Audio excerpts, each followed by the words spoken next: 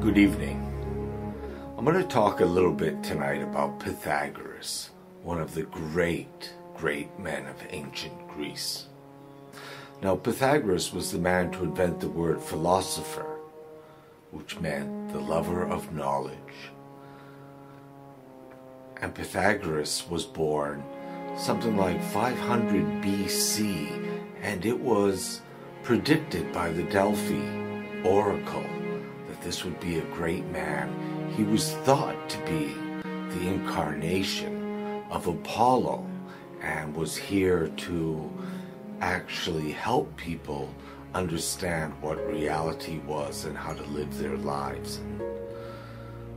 He was very mystical, and he apparently had the ability to speak to the spirits of water and gain information about outside events. And he also had this wheel, which I don't know what that was, but he had a wheel in which he could prophesize future events with astounding accuracy.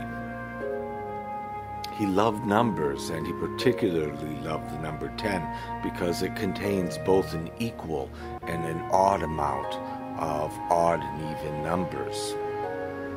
Pythagoras was well traveled. He traveled to all the known places: Egypt, Syria, Algeria, Gaul, and he believed pretty much that music was one of the great healing devices, that you could be healed just by playing the right sounds to somebody, and it could stop all kinds of ailments.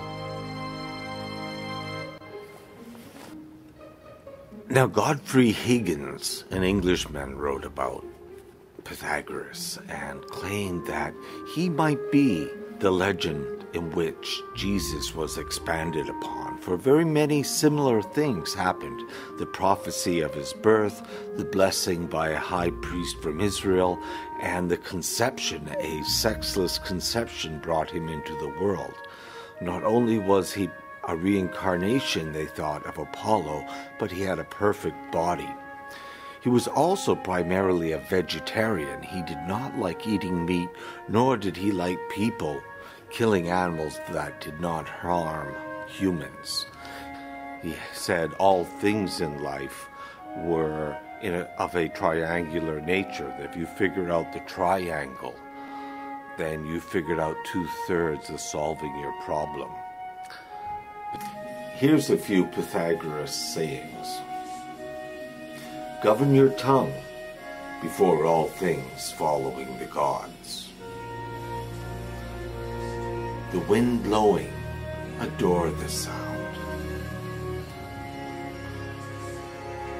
Offer not your right hand easily to anyone.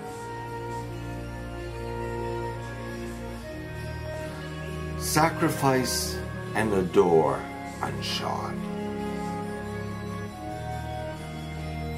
Decline from the public way, take the path less trod upon. Cut not fire with a sword.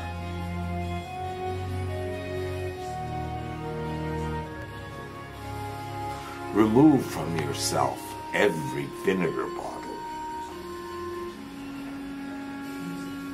Step not beyond the beam of balance.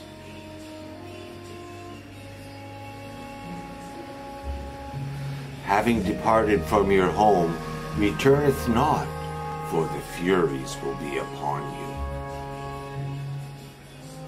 Eat not the heart.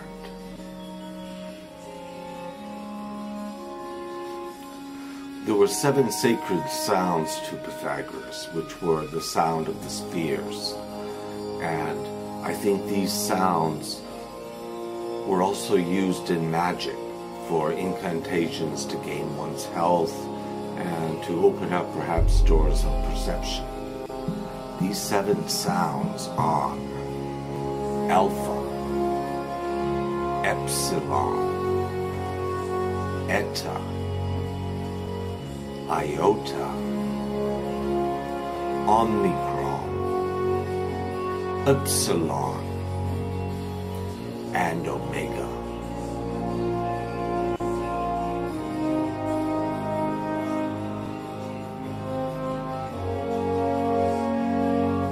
Govern your tongue before all things when talking about or with or to the gods. The wind blowing,